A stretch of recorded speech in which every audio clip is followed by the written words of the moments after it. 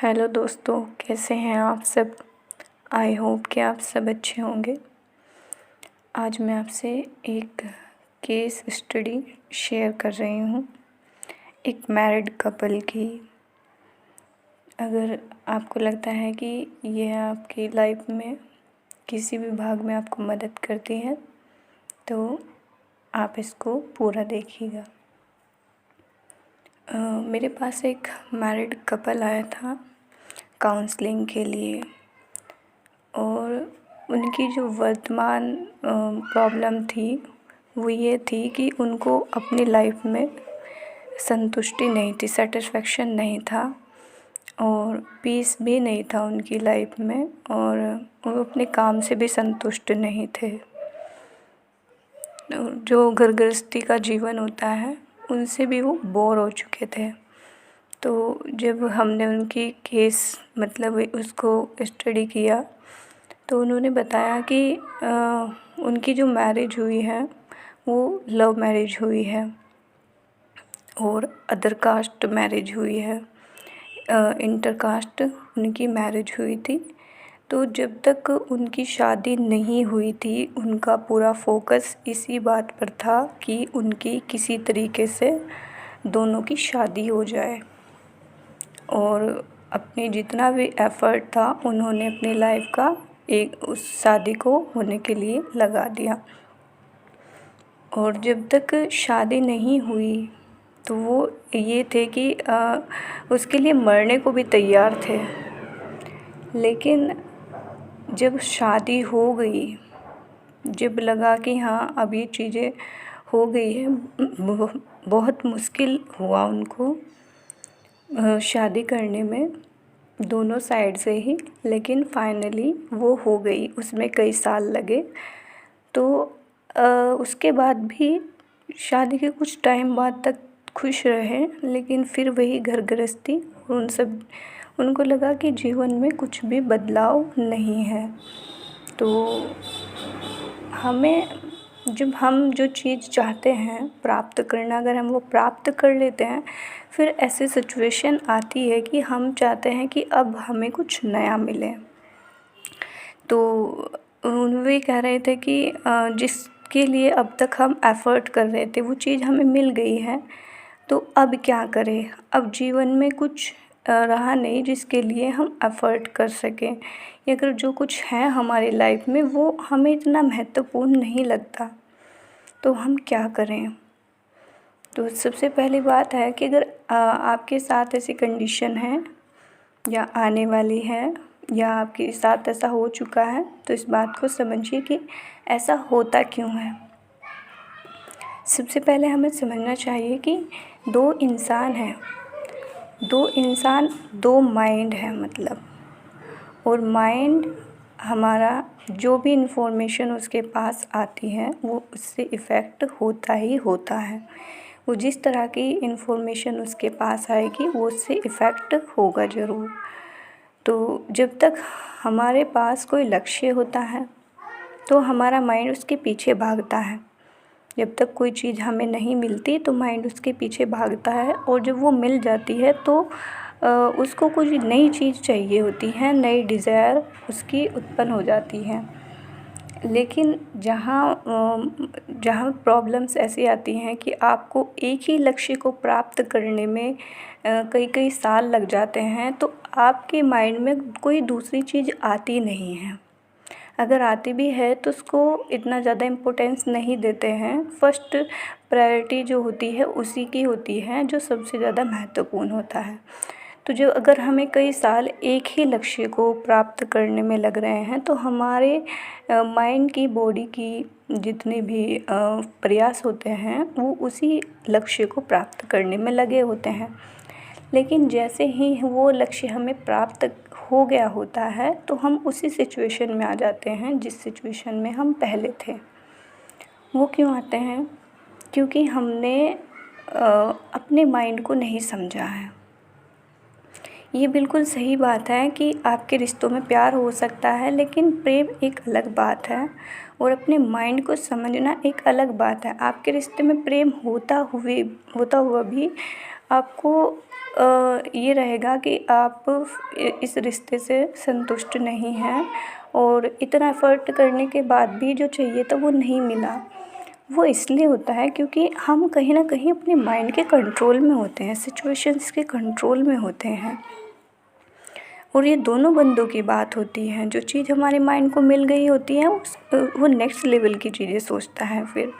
तो बात फिर वहीं पर आती है कि आप अपने लिए ये देखें कि आपके माइंड आखिर किस ओर जा रहा है, वो चाहता क्या है और क्या उसकी चाहत आप कब तक पूरी करते रहेंगे, क्या उसकी चाहत जो है आपके लिए आवश्यक है। सबसे पहले ये जानना ज़रूरी होता है।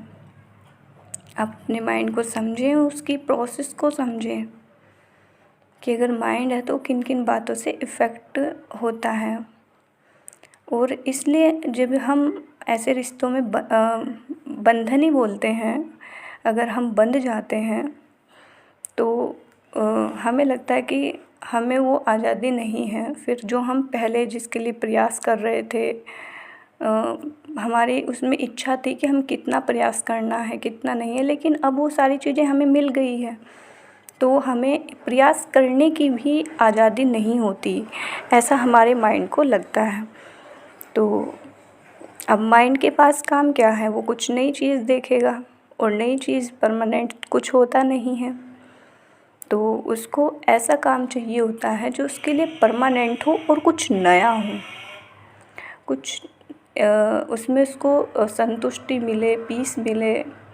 तो ये कैसे होता है जीवन में, अगर शादीशुदा हैं आप या आपकी शादी होने वाली है तो इस बात को बिल्कुल समझना चाहिए कि सबसे पहले आप बॉडी हैं, फिर माइंड है, और इन दोनों को समझते हुए ही आप किसी चीज़ को एक्सेप्ट करें। क्योंकि आपका पार्टनर यानी आपके पार्टनर का माइंड कभी भी इफ़ेक्ट हो सकता है किसी बात से, प्रभावित होते ही वो रिएक्शन कर सकता है, वो रिएक्ट करेगा किसी ना किसी सिचुएशन में। तो आप उससे अगर इफ़ेक्ट होने के लिए तैयार हैं तो आप उस चीज़ में आगे जाएं और आपको लगता है कि हाँ मैं ये इसको समझ कर आगे बढ़ सकती हूँ या बढ़ सकता हूँ, तो आगे जाएं। और अगर आपको पता है कि जाना तो है ही, तो आप उस चीज़ को समझें पहले कि ये चीज़ें चलती ही रहेंगी लाइफ में, माइंड को नई नई चीज़ें चाहिए ही होती है। तो आप उसको जो भी काम कर रहे हैं आप उसमें देखें कि आपको किस काम में संतुष्टि मिलती है। एक सिचुएशन ये भी आई थी काउंसलिंग में, जब हमने उनसे पूछा कि आप मेडिटेशन वगैरह या स्पिरिचुअल वर्क क्यों नहीं करते हैं, या क्या आपको पता है कि आप इन माइंड या बॉडी के अलावा कुछ और भी हैं, हायर बीइंग, कुछ अंडरस्टैंडिंग है इस बारे में। तो उन्होंने कहा कि नहीं, मुझे इस बारे में कुछ भी नहीं पता है, स्पिरिचुअल वर्क के बारे में कुछ नहीं पता है। और मेरा मन कहता है, मेरी बॉडी भी कहती है कि मुझे मेडिटेशन करना चाहिए, लेकिन मैं अपनी फैमिली वाले मुझे क्या कहेंगे और कोई और अगर मुझे देखता है तो मुझे क्या बोलेंगे, इस डर के कारण मैं नहीं बैठता हूँ करने के लिए ध्यान। तो इन सब डर के कारण मैं ध्यान नहीं करता हूँ और ना ही उस ओर जाता हूँ, ताकि मुझे लोग ये ना समझे कि मैं कोई इस साधु महात्मा वाली सिचुएशन में तो नहीं चला गया। तो ये एक बहुत बड़ी गलतफ़हमी होती है लोगों के मन में कि अगर आप स्पिरिचुअल वर्क कर रहे हैं, आप मेडिटेशन कर रहे हैं, आपको अपनी हायर सेल्फ का पता होना चाहिए। अगर आप इस तरह से लोगों की बातों में क्या, आप नहीं, आपका माइंड प्रभावित होता है लोगों की बातों से, वैसा ही लोगों का माइंड भी आपकी बातों से प्रभावित होगा। तो आप उससे प्रभावित ना हों, आप अपने आप को समझें, पहले अपनी हायर सेल्फ को समझें, क्योंकि इन सारी प्रॉब्लम्स की एक ही जड़ है, वो है अपनी हायर सेल्फ का ज्ञान नहीं होना।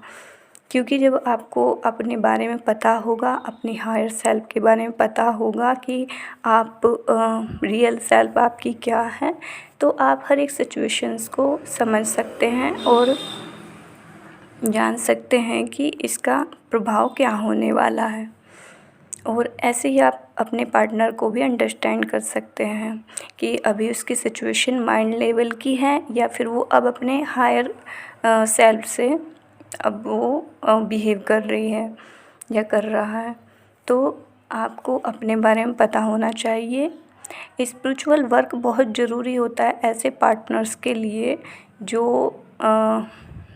लव मैरिज करते हैं, क्योंकि उनको लगता है कि ये जो हमने एक दूसरे को जान पहचान करके शादी कर ली है ये लव मैरिज है।